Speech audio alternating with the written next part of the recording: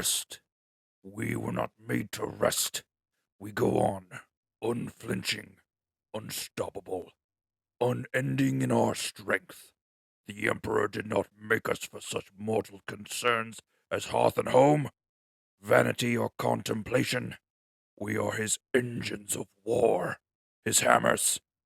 Beat out the fabric of existence into a vessel fit for mankind to inhabit.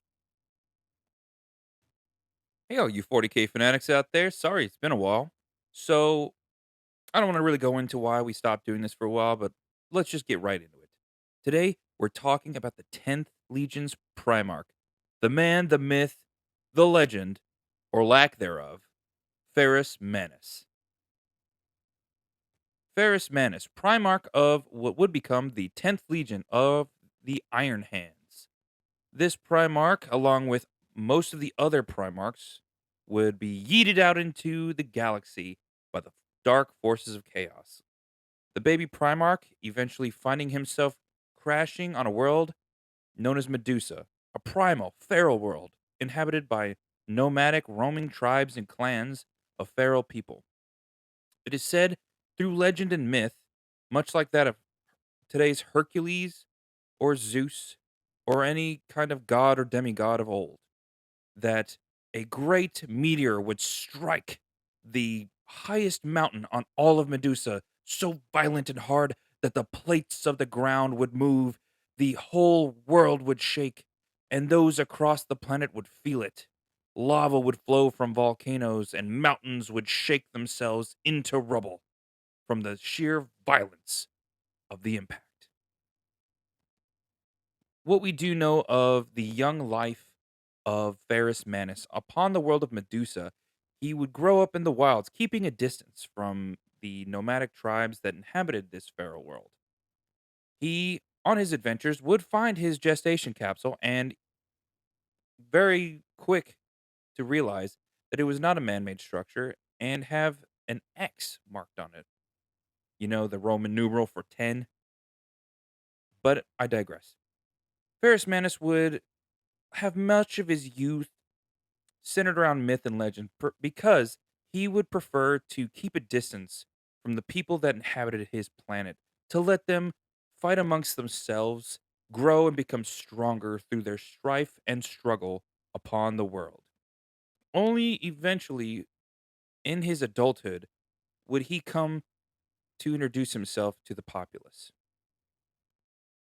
It is said that during his youth, he did, however, and I'm going to mention this because it's pretty darn important, he'd get iron hands. He would go out into a cave near where his gestation capsule was found, and then he would find a cave covered in runes, glowing lights, plinths. It was pretty much what we today and many imperial scholars would theorize to be a Necron tomb. He would fight a very large Necron construct, so big that eventually he had to fight it all the way to the top of a volcano, plunging it deep into the lava flows with his bare hands. The construct would melt, and the metal would encase both of his arms, giving him iron hands. Yes, the irony is not lost on me. In fact, he was known by many names: the Hunter, the Savage, the Cataclysm, but many would come to know him as Ferrus Manus. In Latin, would literally mean iron hands. I cannot make this up. Thank you, GW writers. Anyways, moving on. Ferrus Manus would go to lord over the planet's populace as sort of a king, god, deity thing. He really did not dissuade them from having their own beliefs, but nor did he encourage them.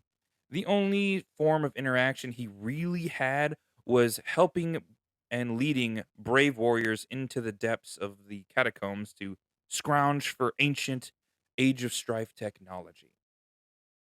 He would also interact with the clan leaders, trading with them his knowledge and his expertise for whatever they could offer him in exchange. He would give them technology or advance the technology that they already had, and they would learn and become stronger from it. Because Ferrus Manus had a very strong belief in survival of the fittest, that we can only grow through struggle and strife, and the weak are to be left behind or cut out from society. That is why he kept his distance. As the leader of the planet, he really didn't strive to improve people's lives.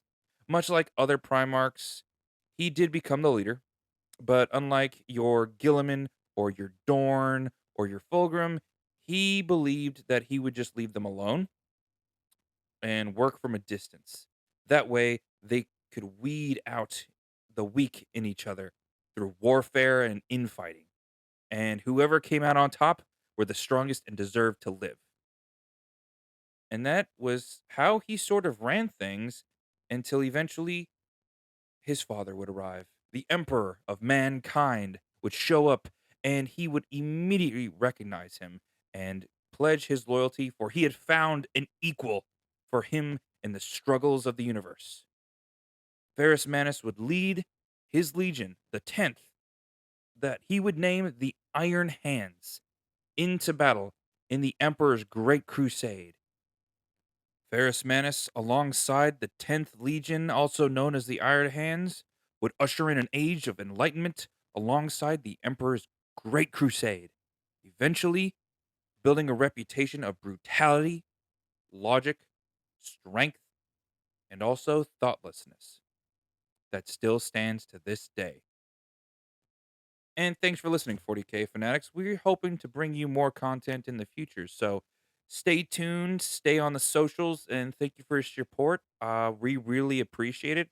As we grow, we hope to build upon this and bring a lot more to the table for you guys. We'll see you out there in the grim darkness, guys. Peace.